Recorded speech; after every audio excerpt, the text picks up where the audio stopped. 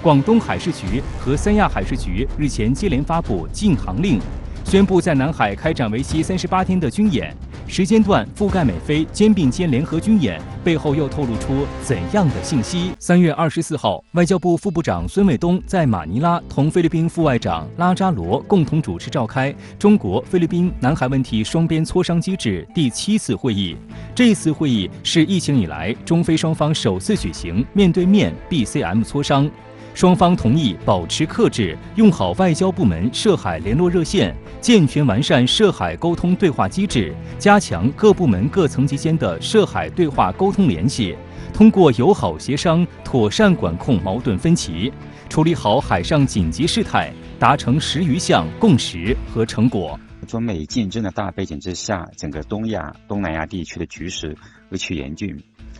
对于争议当事国来说，如何提高定力，排除干扰，管控彼此之间的分歧，不仅对自身，而且对地区和平稳定也至关重要。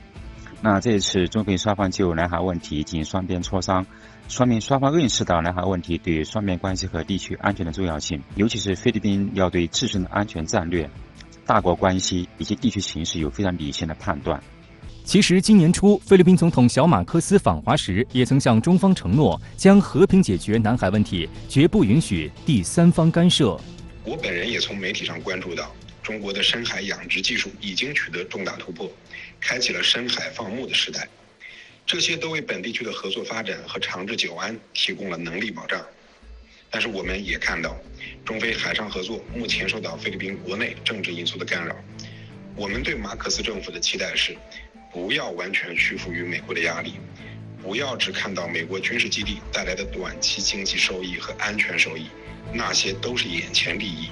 比起本地区和平发展的长远利益，那些根本就是蝇头小利。有统计显示，在刚刚过去的2月份，美军累计出动53架次大型侦察机前往南海进行抵近侦察。由于部分美军机在执行侦察任务时采用虚假识别码或不开启信号，因此实际数目或许更多。特约评论员石红对此就分析认为，从战略上来讲，美国在中国南海频繁的军事行动，一方面是为了威慑中国，另一方面也是为了蛊惑盟友。而从战术上来看，美国也是希望借此为中美在南海的可能冲突积累实战经验与数据，通过实操演练加快针对南海的战场建设和战争准备。从美军舰机的情况呢都能够看出来，它的舰艇呢实际上种类就非常多，很多呢就是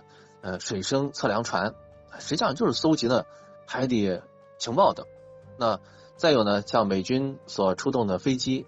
相当大部分呢是侦察机，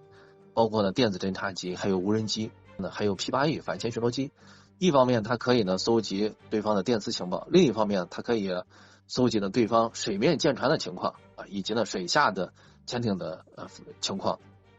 那么像美军还投入大量的无人潜航器在南海的进行搜集情报的活动。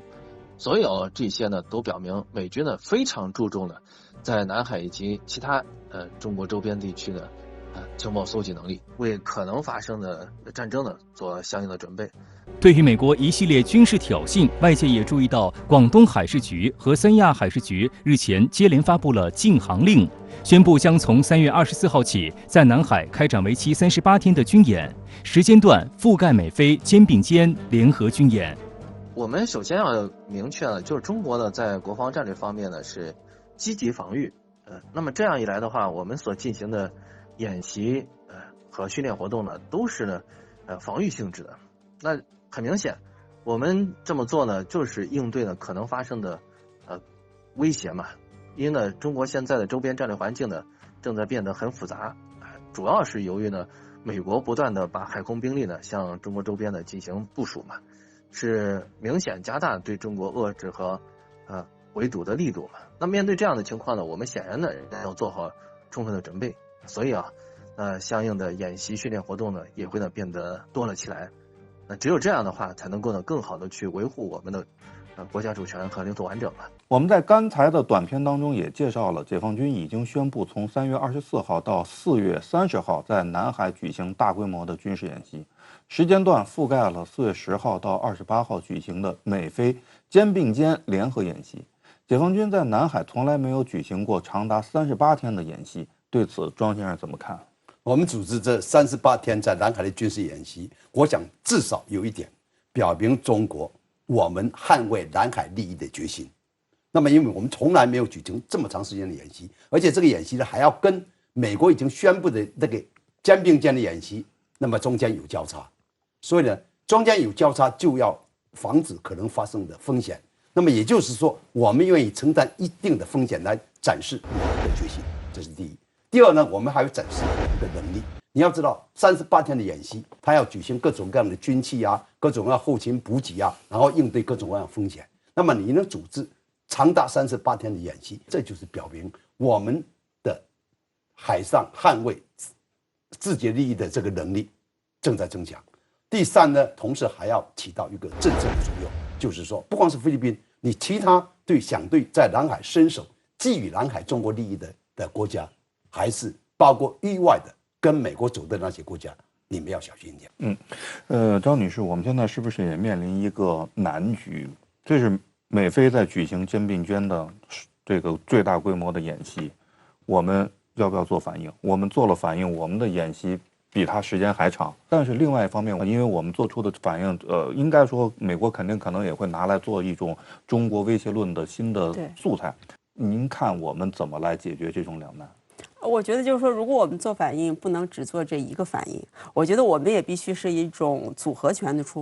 这种出手。就好比说，现在实际上我们在做这个军事演习的同时，实际上像孙卫东副部长他也去这个菲律宾进行双边的谈，因为双边的南海机制对于整个维护南海的稳定，包括加强这个在南海区域的一些海洋合作，它常常是不仅仅管的是解决纠纷，它要做一个蓝色海洋合作的这样一个对话的渠道。还有一个我们要提到，就是从去年以来，中国和东南亚国家已经加快了这个整个 COC 的一个谈判，这个实际上对于整个稳定南海大局来说也是非常重要的。我觉得实际上包括还有一些手段，我觉得可供参考，就是说我们是不是在做这些军事演习的时候，我们可以在对菲方要事先进行一个通报，对东南亚国家也要做一个通报。这个对于他这个第一个是尊重，第二我觉得对他们这个理解中国的做法来说也是会有很多帮助的。有没有一种可能呢？就是美国也想在中非之间制造紧张，来进一步的影响中国和整个东盟之间的关系？我觉得当然美国是有这种意图，因为我们说这个菲律宾的身份比较特殊，它既是南海问题的一个当事国，又是美国的盟友，所以以这个菲律宾为突破口来炒作这个南海问题，当然我觉得是最便利的这种途径。而实际上保持南海问题的一个热度，实际上对于中国和东盟关系肯定会有影响。我举个例子，好比说在这个东盟地区论坛，包括香格里拉会议上，你会看到实际上东南亚国家它现在关心的像气候变化、粮食问题、非传统安全，这是整个东南亚国家关心的一个重点。而大国在说什么？大国都在说传统的这种军事冲突，也就是南海问题。所以对它实际上会把整个中国东盟对话的这个主要的议程就给打乱了，实际上也会影响中国东盟的一个合作。但是它这种意愿能不能够实现，我是实在不再看好。因为像东盟，我觉得至少从目前来看，对于南海局势的稳定，它还是发挥的一个积极作用。